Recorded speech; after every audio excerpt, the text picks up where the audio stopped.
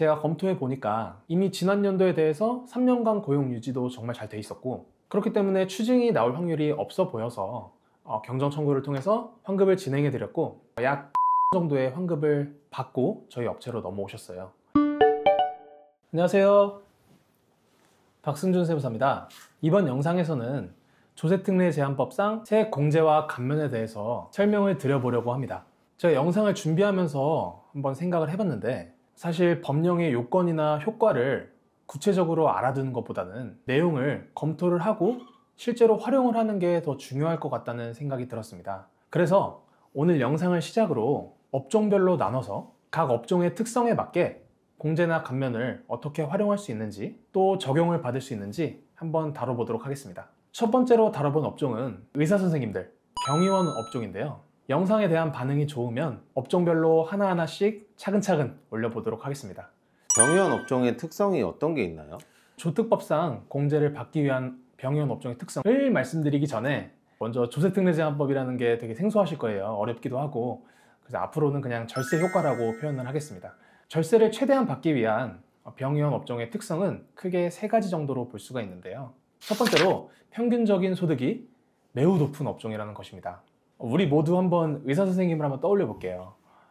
제일 먼저 생각나는 건 생명을 살리시는 대단한 일이시지만 고소득이라는 점이 제일 먼저 떠오르실 텐데요. 소득이 높으니까 당연히 세금도 많이 납부를 하겠죠. 세금을 많이 납부하는 게 왜 중요하냐면 아무리 절세할 수 있는 금액이 많더라도 소득 자체가 적거나 없는 경우에는 큰 효과를 보기가 어렵기 때문에 소득이 높다는 건 절세 효과를 그만큼 많이 누릴 수 있다는 뜻입니다. 사실 소득이 적으면 세금 자체를 안 내기 때문에 소득이 적은 게 가장 좋을 수는 있겠죠. 근데 공제 감면의 측면에서는 소득이 높으면 공제 감면을 받기가 좋습니다. 두 번째로는 거의 대부분의 경우가 고정 직원이 있다는 뜻인데요. 우리가 병원에 가보면 카운터에서 수납을 도와주시거나 진료실에 같이 들어오시는 간호사분들이 있으시잖아요. 그분들이 전부 다 그 병원의 입장에서는 직원분들이십니다. 병원에서는 최소한 그래도 1명에서 2명 정도는 간호사분들이 계신 경우가 대부분이고, 병원의 규모가 커지면 커질수록 그 병원의 간호사분들의 인원수가 많아지는 게 특징입니다. 세 번째로는 값비싼 의료기기들을 취득하는 경우가 많다는 건데요. 예를 들어서 치과에서 사용하는 그 의자 있잖아요. 500만 원에서 1000만 원 정도까지 갈 정도로 엄청 비싸더라고요. 물론 리스 하셔가지고 월마다 사용료를 내시거나 그런 경우도 있지만, 제가 알기로는 직접 취득하는 경우도 되게 많기 때문에 비싼 의료기기를 취득하는 것도 병의원 업종의 특성이라고 볼 수 있겠습니다. 이런 세 가지 특성들을 종합해 봤을 때 받을 수 있는 세액 공제나 감면이 있는데요. 바로 통합고용증대 세액 공제와 통합투자세액 공제입니다.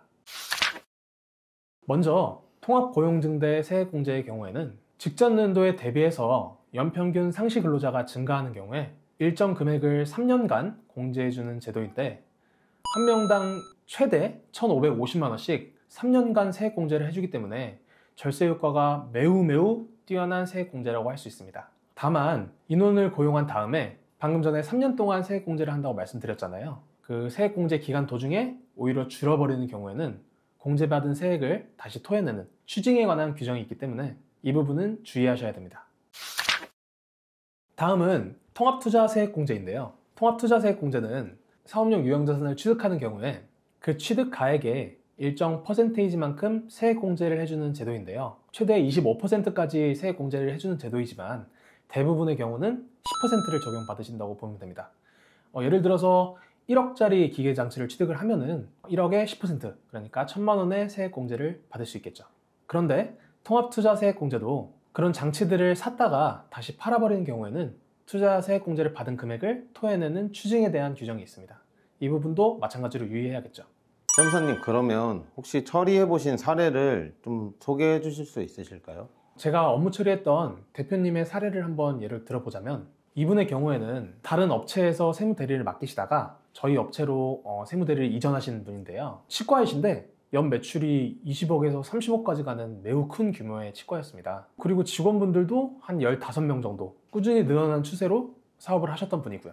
그래서 저희는 우선 대표님 오시자마자 그동안 공제 같은 건 잘 받으셨는지 한번 검토를 쭉 해봤는데, 좀 전에 설명드렸던 고용증대세 공제를 적용을 받을 수 있음에도 적용을 안 받고 계셨더라고요. 아마도 이런 부분은 추징에 대한 규정이 있기 때문에 고용이라는 게 그렇잖아요. 사실 근로자들이 입사나 퇴사가 굉장히 빈번한 경우가 많아서 그거를 예측할 수 없기 때문에 아마 그 부분을 고려를 하셔서 받지 않으신 것 같습니다.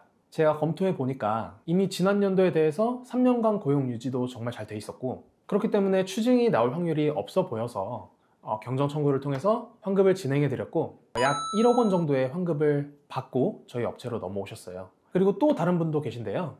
이분의 경우에는 저희 사무실로 뭐 기장업체를 이전한 건 아니고요.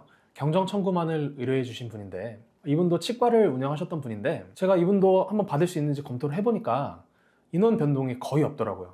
그래서 뭘 받을 수 있지? 이렇게 한번 고민해보고 좀 규정 좀 찾아보고 그랬는데, 대표님께 여쭤보니까 몇 해 전에 치과를 열면서 치과 치료에 관련된 기기들을 되게 많이 취득을 하셨더라고요. 그리고 그 뒤에도 사놓고도 잘 활용하시고 도로 팔지 않고 그렇게 잘 유지를 하고 계셔서 통합투자세액 공제를 적용받아서 약 1, 2천만 원 정도의 세금 환급을 받아들인 기억이 납니다. 꼭 이렇게 말씀드린 사례 말고도 비슷한 류의 사례들이 꽤 많은데 이 정도만 말씀드리도록 하겠습니다.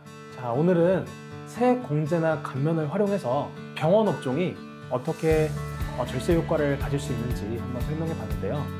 나름대로 쉽게 설명하려고 하고 사례도 들어서 한번 설명해 보려고 했는데 쉬우셨는지는 잘 모르겠습니다. 추가적으로 궁금한 사항이나 내가 이런 절세를 잘 하고 있는지 아니면 환급받을 게 있는지 궁금하신 분들께서는 저희 설명란에 전화번호와 이메일이 있습니다. 설명란을 좀 확인을 하시고 만약에 궁금하신 경우에는 연락을 주시면 저희가 친절하게 상담을 도와드리도록 하겠습니다. 오늘 내용이 도움이 되셨다면 구독과 좋아요 한 번씩 부탁드립니다. 그리고 많은 분들이 이런 내용을 확인하실 수 있도록 공유도 많이 해주시면 정말 감사하겠습니다. 감사합니다.